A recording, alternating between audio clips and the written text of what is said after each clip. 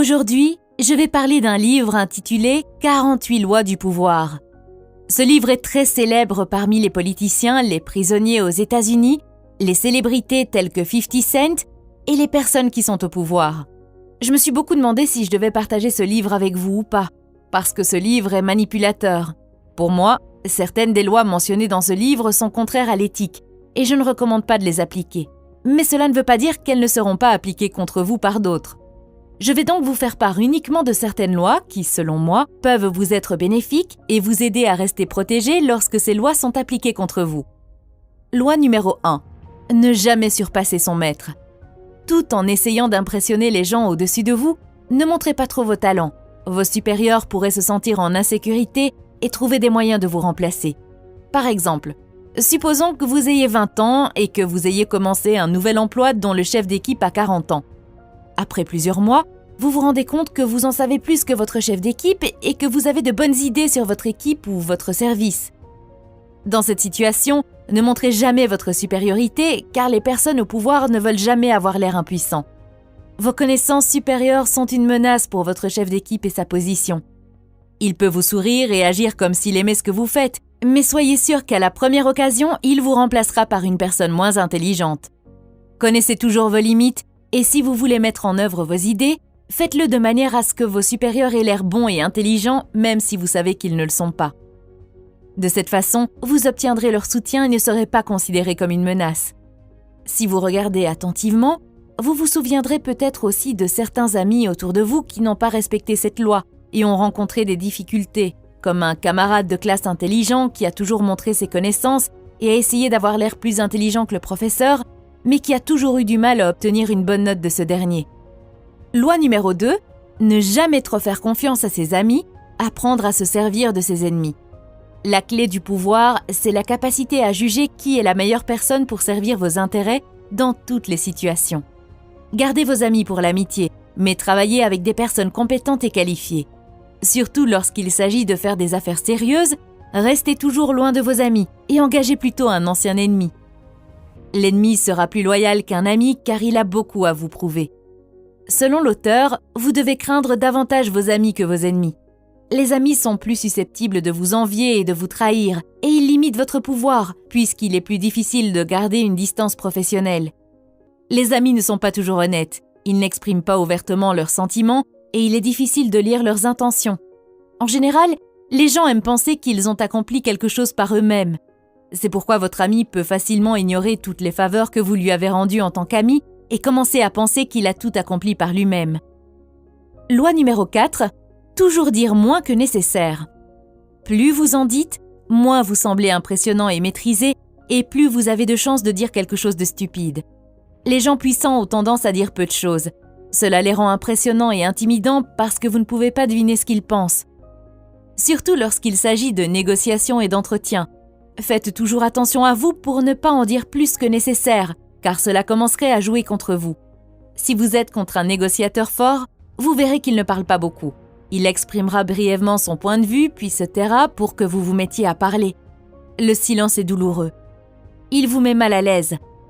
Par exemple, je suis sûre que vous avez remarqué que lorsque vous discutez avec quelqu'un, il arrive un moment où vous vous arrêtez tous les deux de parler et où vous ressentez un silence étrange. C'est gênant, n'est-ce pas ? Lorsque cela se produit, vous voulez juste dire quelque chose pour que ce moment gênant disparaisse. Parfois, vous dites même quelque chose sans rapport avec le sujet pour tuer le silence et poursuivre la conversation. Par conséquent, vous pouvez finir par dire des choses que vous ne devriez pas dire ou par révéler trop d'informations et perdre votre pouvoir dans la négociation. Loi numéro 9. Gagnez par vos actions, jamais par vos arguments. Il est beaucoup plus puissant de faire en sorte que les autres soient d'accord avec vous par vos actions sans dire un mot. Démontrez toujours, au lieu d'essayer de convaincre quelqu'un avec vos mots.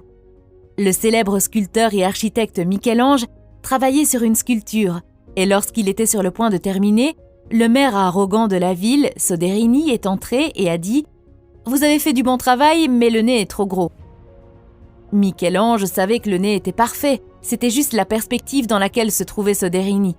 Mais au lieu de se disputer avec lui, il s'est mis à frapper le nez lentement. Il ne changeait pas le nez, il faisait simplement tomber un peu de la poussière restante.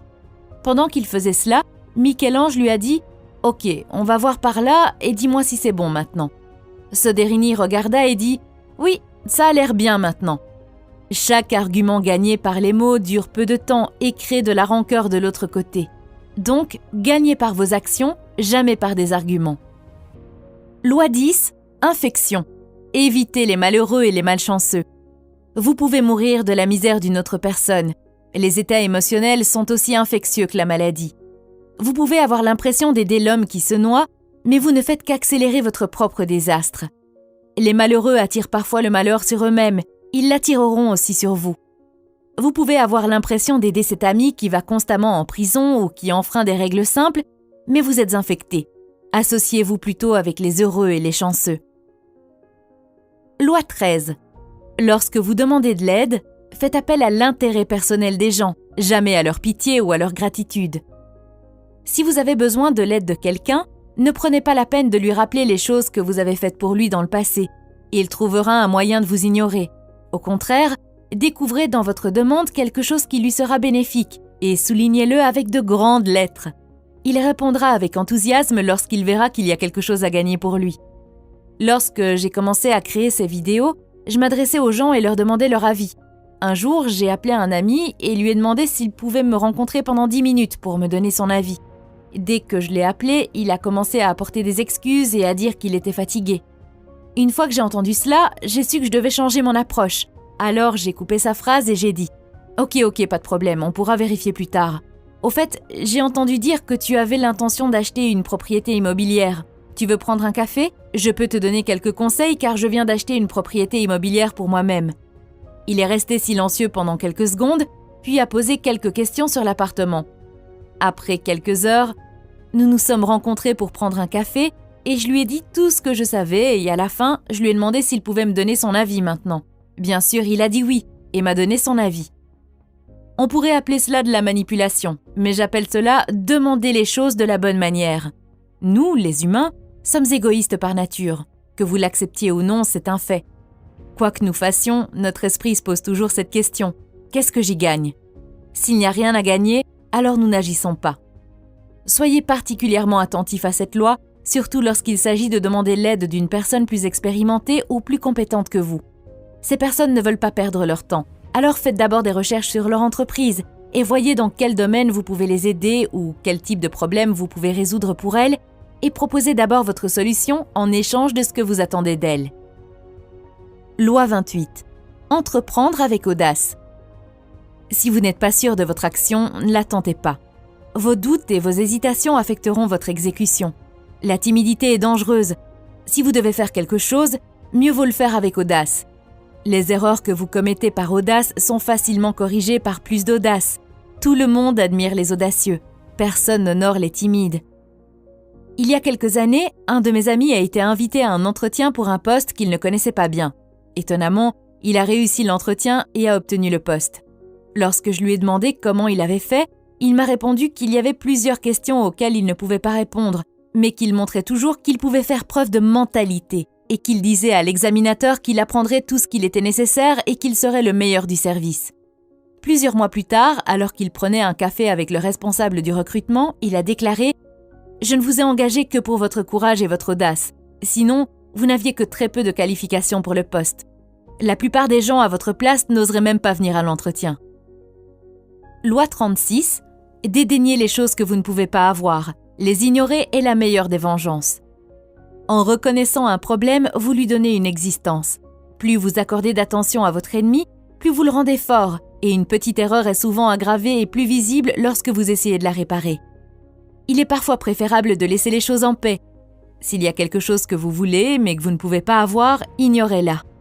Moins vous vous y intéresserez, plus vous semblez supérieur. En reconnaissant vos ennemis, ne serait-ce que pour vous battre avec eux, vous vous ouvrez à leur influence. En les ignorant, vous les annulez.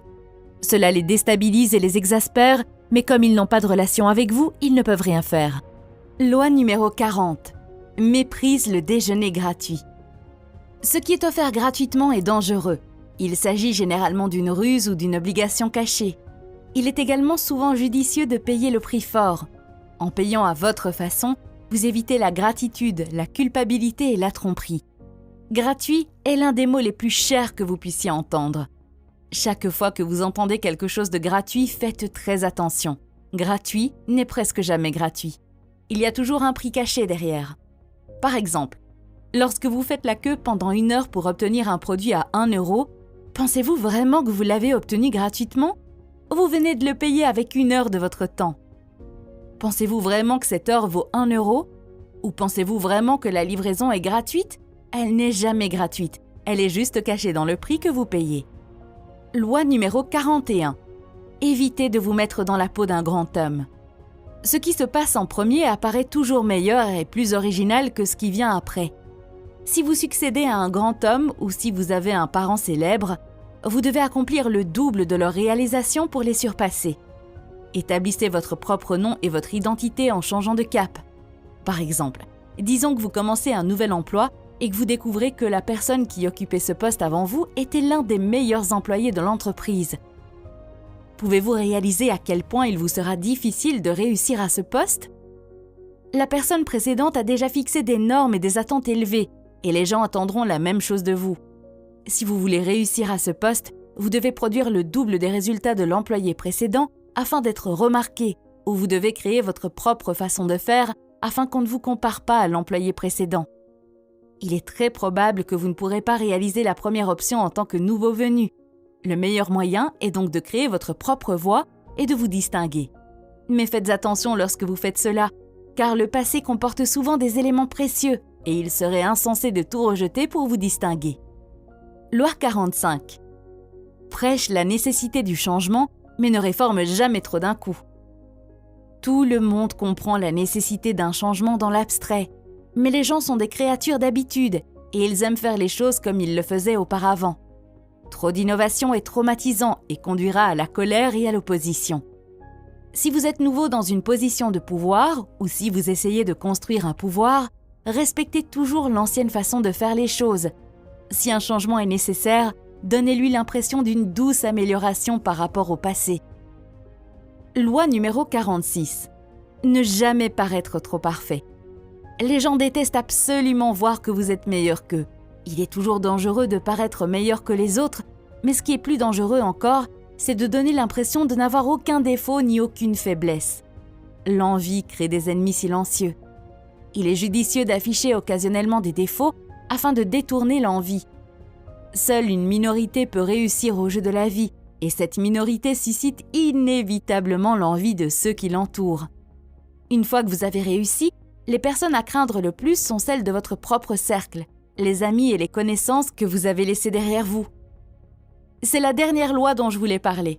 Avant d'appliquer ces lois, veuillez faire vos propres recherches ou lire le livre afin de bien le comprendre. Ces lois sont assez puissantes et peuvent facilement se retourner contre vous si vous ne savez pas comment les appliquer. Par exemple, vous pouvez essayer de paraître puissant en gardant le silence, mais gardez à l'esprit qu'un trop grand silence crée également la suspicion. Si vous avez trouvé cette vidéo utile, veuillez cliquer sur le pouce bleu et pensez à vous abonner pour recevoir d'autres vidéos comme celle-ci.